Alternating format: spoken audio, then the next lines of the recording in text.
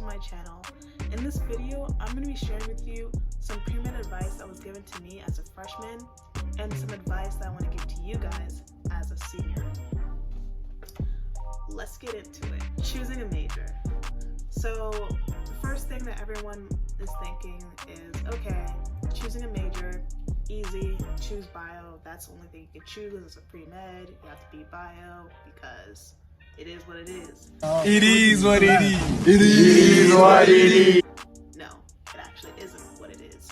You can be an art history major, you can be an engineer, you can be a theater major, you can be anything, you can be chemistry. It doesn't matter. As long as you look up the medical schools you want to apply to and look at their recommendations or requirements, and usually those consist of biochemistry, organic chem, the labs to the physics. Yeah, so you don't have to major in bio, just make sure you take the prerequisites.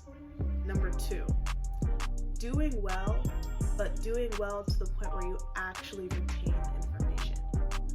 So getting a 4.0, that's very cute. Everyone wants one as a pre-med. That's like, it's always 4.0 season, you know, everyone's got that down, but it's important that you actually retain the information and put in those hours to not just ace the test and then forget about it on Saturday. It's ace the test and retain the information so you can apply it for later exams and later classes that you're building a foundation for your medical career. So yeah, make sure you got that covered. Third thing, surround yourself with healthy people. People that are gonna uplift you, encourage you, you know, you got this, you're gonna ace that test. You don't want people that are gonna be super competitive, because in the pre-med world, in the pre-med life, it's very competitive, because becoming a doctor and entering into medical school is very competitive. So naturally, the people you're surrounding yourself with, the prerequisites you have to take, they're gonna be, you know, some of them can be, you know, a little malicious. You know, they kind of want to see your downfall so that they can look good on an application, you know what I mean?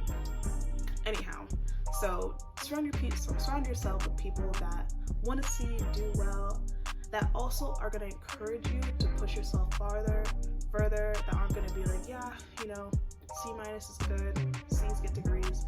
No, you want to be with people that are like, okay, why did we get that C and what can we do to do better? So, you know, a healthy kind of push rather than a I got 100% and you got an 80%, therefore you're less than. No, those people, you don't want to hang out with them. They're not fun either. They're really annoying, so avoid them. But they're also a minority. Most pre-meds are chill and really nice and helpful, and are there's a lot of them on Reddit for some weird reason, so you can go on there for some helpful information, but don't get all your information from there because there's also crazies on there. Number 4, making friends that are older than you in your major. And when I mean older, I mean that you're a freshman and you're making friends with a senior or junior in your major. This is going to help you because they've already been in your shoes. They've already taken the classes that you're about to take or the courses that you're about to sign up for. They'll let you know, oh, this professor helped me learn better than another professor, or don't take this class, take this course as an elective, or this course isn't required, but it helped me for future classes. They also, I feel like for me personally, my freshman year, I didn't know anything about research, but a person who was I believe they're only a sophomore, so they're only 1 year ahead of me, helped me find the list of research opportunities at my university, and I was able to contact one of the people I wanted to work with. So I think from that's a lesson that kind of tells you, okay, making friends with people who have already experienced classes and they're already ahead of you, so they can help you and guide you on your path. So do that. And if you're asking how am I supposed to meet these people, I'm in freshman classes. You can find them as your TA. You can find them when you go to your advising appointments. They'll be in the waiting room. You can spark a conversation. If not, you can even ask your advisor. There's probably a mentoring program. So check those resources out. Number 5, optimizing your summer. So yeah, you worked so hard during the school year, and you just want to rest, you just want to watch Netflix, you just want to chill, go to the beach, do all those things, but you also need to be on your grind still, a different type of grind though. So whether it's your summer job, whether it's your shadowing, your research, your clinical experience, your volunteer trip, whatever you're doing, make sure you're doing something and you're dedicating yourself to it over the summer. You don't want to just have an empty resume for the summer, just a desert, just dry. That's not cute. You don't want that. So make sure if you're working a job that you're able to put in maybe one day of a shadowing a week, or even if it's just 1 week that you're able to see, that you're able to shadow with a doctor consistently, that's great. Even if you can't get that, at least you're working at a job. If you're working at Chipotle, that's great. I did that for one summer and I was able to get a few shadowing visits here and there, but at least it showed that you weren't just sitting on your couch being lazy. And then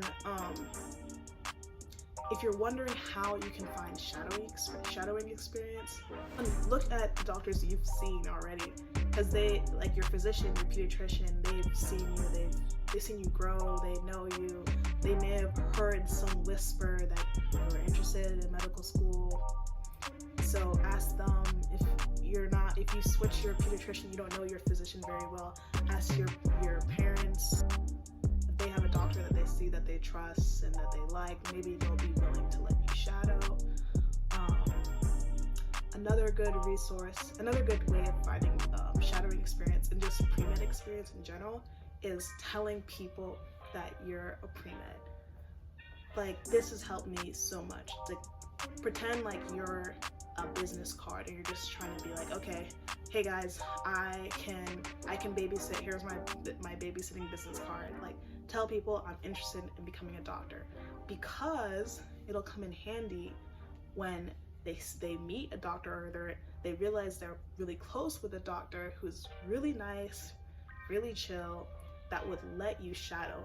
And if they didn't know that you were interested, then they would have never told you to go and contact this person or tell that person about you, so that you barely even have to do any work to set up that shadowing experience. So doing that is very important, because if you're just quiet about it, someone that could have a good relationship with a neurosurgeon, and they wouldn't even think to mention you because you didn't tell them that you're interested in becoming a doctor. So 6, imposter syndrome. So we all know it, or some of us may not know it. They're basically feeling like you don't belong in a space that you really do belong in. And the main thing to overcoming that is just remembering that you're there for a reason. You're just as qualified as your peers.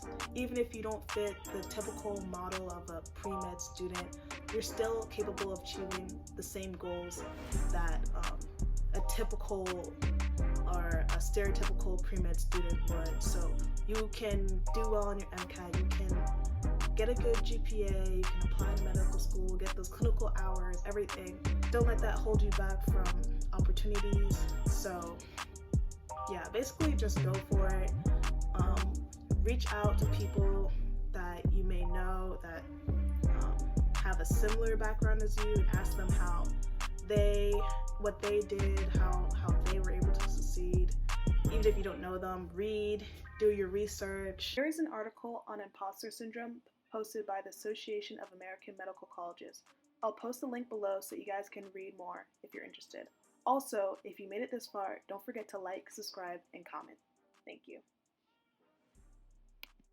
Number 7, is don't take yourself too seriously.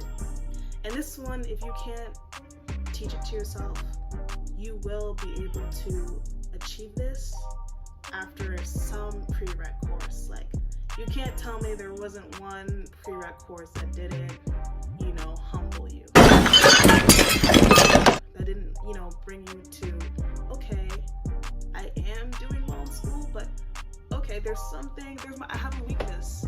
Yeah, there's gonna be that OChem test that, really brings you, humbles you. God have mercy upon us.